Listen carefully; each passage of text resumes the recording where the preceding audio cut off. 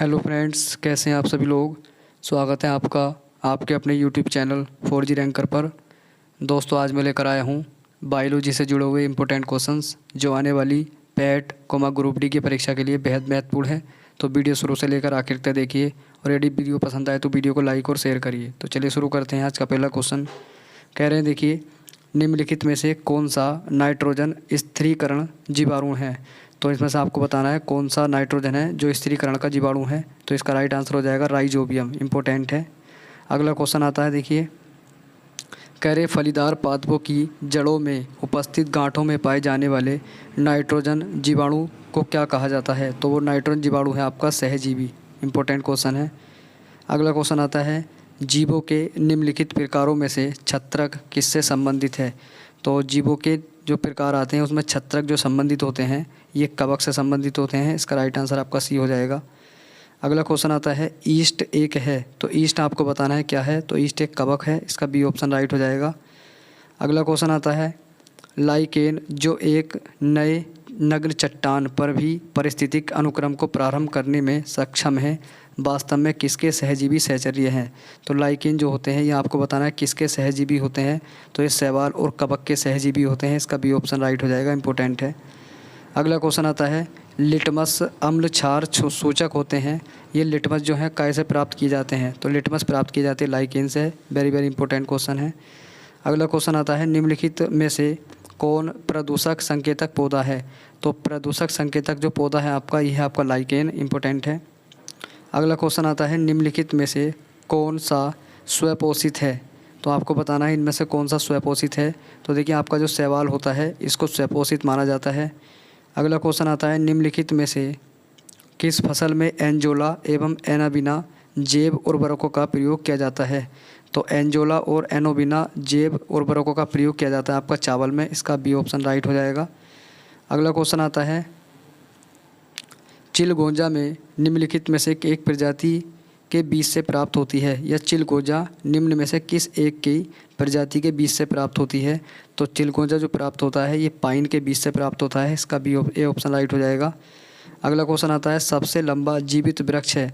तो सबसे लंबा जीवित वृक्ष जो है आपका सिकोया को माना जाता है। इसका बी ऑप्शन राइट हो जाएगा। इंपॉर्टेंट है। अगला क्वेश्चन आता है, जलीय फर्न जिसे जैव उर्वरक के रूप में प्रयुक्त किया जाता है वह है। तो जलीय फर्न जो है आपका जिसको जैव उर्वरक के रूप में प्रयोग किया जाता है वो होता है आपका एजोला। इसका बी ऑप्शन राइट हो जाएगा। अगला क्वेश्चन आता है, दालें पादपों के किस कुल से प्राप्त होती हैं। तो दालें जो प्राप्त होती हैं ये लेग्यूमिनेसी कुल से प्राप्त होती है। वेरी वेरी इंपॉर्टेंट है। अगला क्वेश्चन आता है, पौधे जो नमक युक्त मिट्टी में उगते हैं उनको क्या कहा जाता है। तो पौधे जो नमक युक्त मिट्टी में उगते हैं उनको कहा जाता है आपका हेलोफाइट। इसका सी ऑप्शन राइट हो जाएगा। अगला क्वेश्चन आता है, मरुद्भिद किस दशा में उत्पन्न होते हैं। तो मरुद्भिद आपको बताना है किस दशा में उत्पन्न होते हैं। तो ये देखिए आपके शुष्क एवं उष्ण कटिबंधीय क्षेत्र में उत्पन्न होते हैं। इसका ये ऑप्शन राइट हो जाएगा। अगला क्वेश्चन आता है, मानव जंतु विज्ञान में नामांकन पद्धति में किस भाषा का प्रयोग किया जाता है।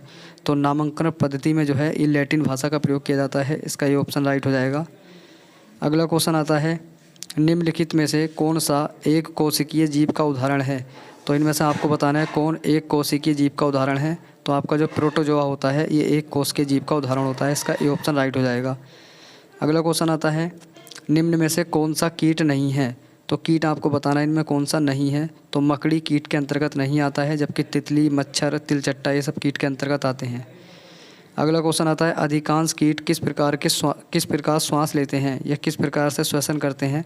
तो अधिकांश जो कीट होते हैं आपके ये बातक तंत्र से श्वसन करते हैं। इसका डी ऑप्शन राइट है। अगला क्वेश्चन आता है, मकड़ियाँ किस प्रजाति के अंतर्गत आती हैं।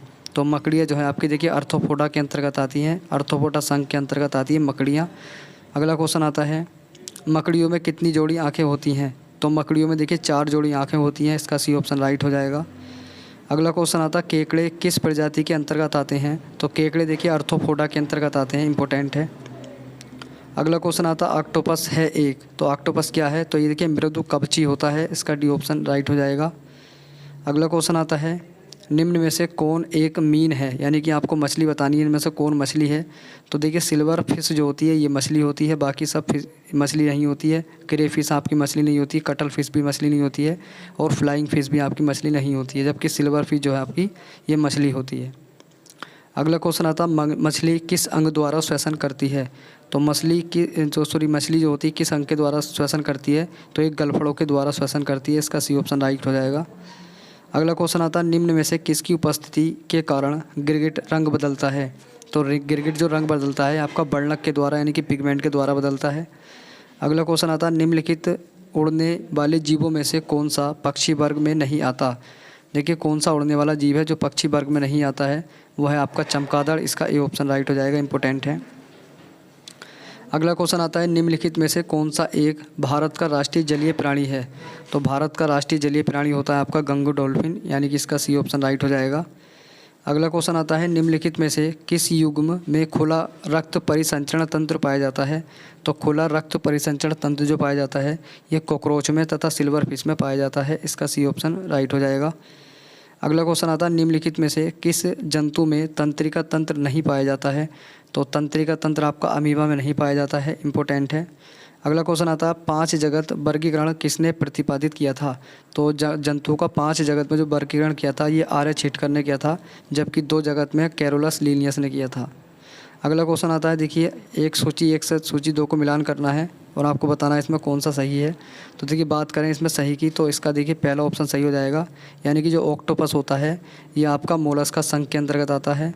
और जो आपका देखिए ये जेली फिश है ये सिलेंट्रेटा के अंतर्गत आती है, और ये सिल्वर मछली जो है आपकी ये मत्स्य के अंतर्गत आती है। और बत्तख जो है आपकी ये बत्तख जो आती है आपकी ये नहीं सिल्वर फिश अर्थोपोडा के अंतर्गत आती है। और ये देखिए बत्तख जो आती है ये आपकी मत्स्य के अंतर्गत आती है। तो इसका राइट आंसर आपका पहला हो जाएगा।